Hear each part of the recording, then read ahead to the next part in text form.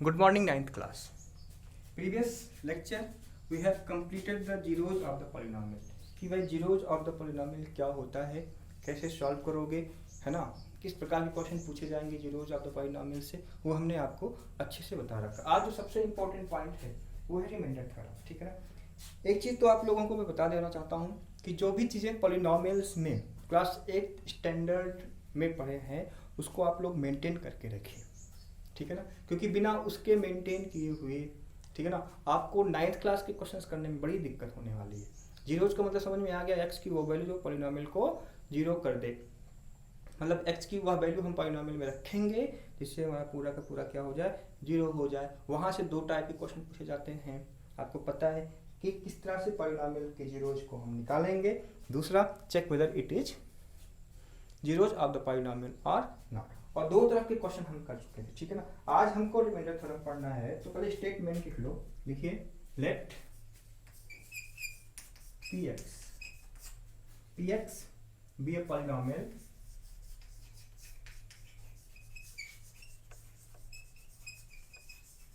Of degree, देखिए ये सबसे इंपॉर्टेंट है, ऑफ डिग्री लिखो, of degree greater then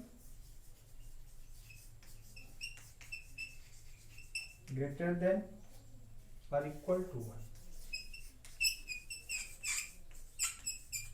means ये हुआ कि हमें जीरो पॉलिनॉमियल और कांस्टेंट पॉलिनॉमियल के रिमाइंडर की बात नहीं करना है। फॉर एग्जांपल आप समझ लो, अगर f x equal to zero है, इसकी डिग्री डिफाइन नहीं कर सकते, ये क्या है, जीरोज पॉलिनॉमियल है। F x equal to k या टू मान लो, this is what constant polynomial जिसकी डिग्री क्या है, x की पावर जीरो, इसकी डिग्री क्या है, जीरो। तो कहने का मतलब ये हुआ एक्सेप्ट दिस टू, मींस हम जीरो पॉलिनॉमियल नहीं लेंगे और कांस्टेंट पॉलिनॉमियल नहीं लेंगे। तो किस प्रकार का पॉलिनॉमियल होना चाहिए, कंडीशन समझते हुए चलेंगे। Let px be a polynomial of degree greater than और इक्वल टू 1। बात समझ में आई। और इक्वल टू 1 का मतलब ये हो गया कि जो फंक्शन हमारे पास है या जो पॉलिनॉमियल हमारे पास है उसकी डिग्री या तो 1 होगी या 1 से बड़ी होगी। ठीक है ना। एंड लिखिए, ठीक है ना, and A be any real number, एक कोई क्या बेटा, A be any real number. ठीक है ना। ये तो हमारा फ्रेम ऑफ रेफरेंस होगा, जिसके बेसिस पे हमें क्वेश्चंस डिस्कस करना है, जिसके ऊपर से हमारी रिमाइंडर थ्योरम एप्लीकेबल। इफ देखिए, अब क्वेश्चन हमारे पास ये है, मतलब स्टेटमेंट ये है, if p x is divided by x minus a, then remainder will B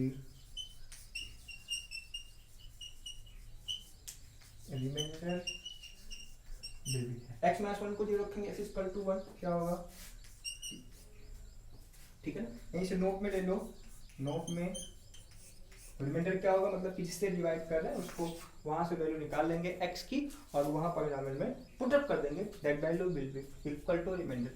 ठीक है ना। अब आप देखो, एक तो हमारे पास ये था कि भाई डिवीजन मेथड लगाओ, ये क्या था, डिविडेंड, ये क्या था बच्चे, डिवाइडर, ये क्या था, क्वेश्चन QUOI, ये क्या था बच्चे, रिमाइंडर। अभी तक आप लोगों ने क्लास 8 क्लास में डिवाइड करके आप क्वेश्चन और रिमाइंडर निकालते थे।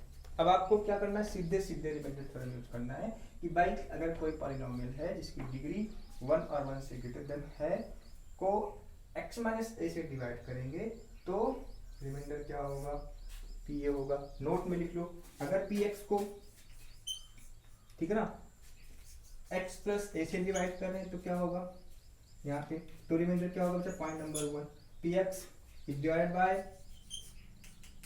एक्स प्लस ए, तो एक्स प्लस ए को हम क्या रखेंगे, यहाँ देखो, x plus a equal to 0, x equal to minus, तो रिमाइंडर क्या होगा बच्चे, बोलो, रिमाइंडर क्या होगा, बोलो, पी माइनस ए। ठीक है ना। इसी तरह दूसरा देख लो, अगर हम इसकी बात कर लें, दूसरे की बात कर लें, देखो यहाँ पे नोट नंबर 2, अगर p x is divided by x plus b, तब क्या होगा? देन रिमाइंडर क्या होगा बच्चे? देखो, देन रिमाइंडर क्या होगा? X plus b equal to 0, x equal to क्या हुआ? Minus b, x equal to क्या हो गया? माइनस। तो रिमाइंडर क्या होगा बच्चे? पी लिया है मैंने ना, पी माइनस बी बाई। तो इस प्रकार की कंडीशंस में हमें रिमाइंडर थ्योरम यूज करना। अब हमें क्या करना है? क्वेश्चन। तो अगर मान लो इस तरह से हो तो हम इस तरह से रिमाइंडर निकाल लेंगे, ठीक है ना। आइए क्वेश्चन करते हैं, है ना। पहला है, देखिए, फाइंड द रिमाइंडर। क्वेश्चन लिखो जरा। आज रिमाइंडर थ्योरम करा दे रहा हूँ, कल जो है फैक्टर थ्योरम करा दूंगा, उसके बाद क्वेश्चंस, उसके बाद exercise complete.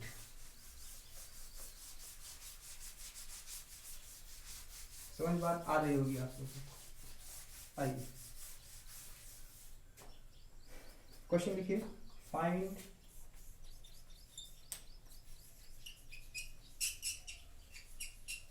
Reminder when px equal to x की power 4 minus 3x square plus 2x plus 1 is divisible by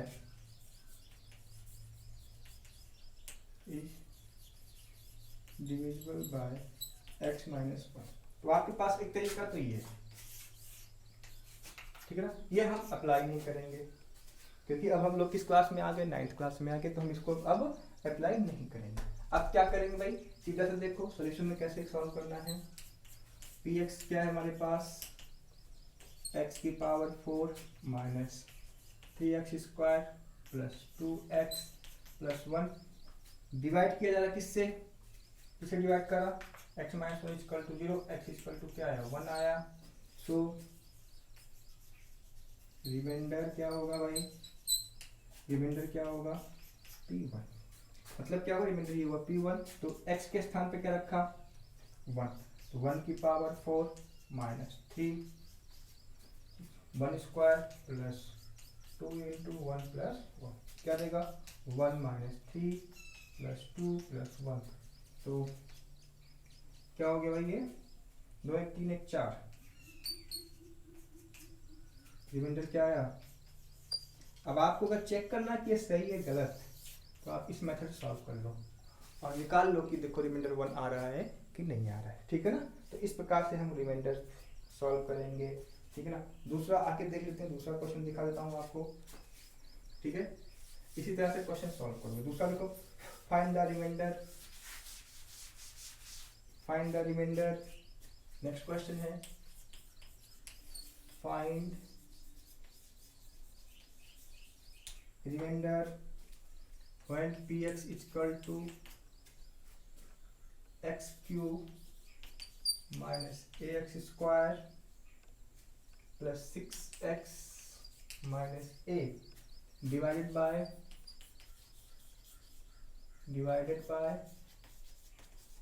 x minus a, ठीक है। तो क्या करोगे? एक तरीका तो अपना ये जो आप लोग क्लास 8 में यूज करते हुए है वो हमें यूज नहीं करना है। हमें क्या यूज करना है? रिमाइंडर। किससे डिवाइड हो रहा है? x माइनस ए से। तो x minus a equal to 0, x equal to क्या आया? तो रिमाइंडर क्या होगा? डायरेक्ट लिखते हैं, रिमाइंडर क्या होगा? P A. तो जहां जहां x है वहां वहां क्या रखना पड़ेगा? a। तो मतलब क्या हो गया? a cube minus a into A square plus 6a minus a। तो ये क्या देगा? a cube minus a cube plus 6a minus a। तो ये कट गया, क्या आएगा? 8। This is answer. तो इस तरह से क्वेश्चंस आप लोग करो। एक क्वेश्चन मैं आपको दे रहा हूँ, ठीक है ना, वो आप लोग घर से करके लाना और जो नहीं होगा वो पूछ लेना, ठीक है ना। देखिए क्वेश्चन हमारा ये है, फाइंड रिमाइंडर। सेम क्वेश्चन है ऐसे, find remainder find polynomial f x equal to 2x की power 4 minus 6x cube plus 2x square minus x plus 2, ठीक है ना।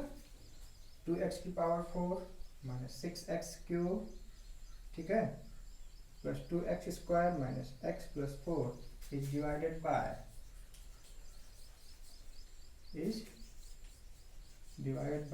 x plus 2। बात समझ गए। तो इस तरह से आप लोग क्वेश्चन करो, जो नहीं आया वो मेरे से पूछो। Question related to the remainder theorem, how to solve, how to tackle like this, ठीक है ना। अगर कहीं क्वेश्चन में लिखा है कंप्लीटली डिविजिबल लिखा है तो रिमाइंडर क्या होगा, थिंक, बात समझो पहले। अगर कंप्लीटली डिविजिबल का वर्ड यूज कर रहा है तो इसका मतलब क्या होगा, रिमाइंडर क्या होगा, जीरो होगा। रिमाइंडर क्या होगा, जीरो होगा। तो रिमाइंडर को निकाल के उसको उठा के किसके बराबर पुटअप करोगे, जीरो के बराबर पुटअप करोगे। बात समझ में आ रही। अगर मान लो कंप्लीटली डिविजिबल है, क्वेश्चन में दे रहा कि p x equal to this is completely divisible by this, ठीक है, तो वहाँ से आप रिमाइंडर तो निकाल लोगे। तो रिमाइंडर किसके इक्वल होगा, थिंक अबाउट दैट। जब भाई कंप्लीटली डिविजिबल है तो रिमाइंडर किसके इक्वल होगा, जीरो के इक्वल होगा, ठीक है ना। तो देखो यहाँ पे रिमाइंडर क्या है, x plus 2 equal to 0, x equal to minus 2 निकाल लोगे बच्चे, ठीक है। अब आपको क्या करना है, अब आपको प्रैक्टिस करनी है, आपको क्वेश्चंस करने हैं, जो नहीं आना है उसको पूछना है। बात समझ में आ रही नहीं आ रही। तो देखो यहाँ पे दो चीज़ें मैंने बताई कि पॉलिनोमियल्स को अगर हम डिवाइड कर रहे हैं किसी भी डिग्री 1 और ग्रेटर देन 1 है तो रिमाइंडर क्या होगा, ठीक है ना, ये हमने निकाला। यहीं से एक चीज़ हम और ऐड कर रहे हैं, अगर भाई कंप्लीटली डिविजिबल है तो रिमाइंडर क्या होगा। सिंपली देखो कंप्लीटली डिविजिबल है तो रिमाइंडर क्या होगा, आप यहीं देख लो 2 डिवाइड बाई 8, कंप्लीटली डिविजिबल है कि नहीं, तो रिमाइंडर क्या है, जीरो। तो इस तरह से अगर किसी भी एक्सप्रेशन में कंप्लीटली डिविजिबल वर्ड यूज होता है तो रिमाइंडर क्या होगा, जीरो होगा। तो जो रिमाइंडर हम निकालेंगे उसको किसके बराबर पुटअप करना है, जीरो के बराबर पुटअप करना है, ठीक है ना। तो इस तरह से क्वेश्चन हम आपको करा देंगे एक आगे, लेकिन अभी आपको इस तरह के क्वेश्चन पे प्रैक्टिस करनी है, ठीक है ना। बात समझ में। कहने का मतलब ये हुआ कि जो प्रोसेस हम लोग बड़े मेथड से निकाल के करते थे अब हम लोग रिमाइंडर थ्योरम यूज करके सॉल्व करेंगे, ठीक है ना। तो इस तरह से आप लोग क्वेश्चंस करो, use the remainder theorems and find the remainder, ठीक है ना। और जो नहीं आया वो मेरे से पूछो। आज के लिए इतना ही, थैंक यू बच्चे।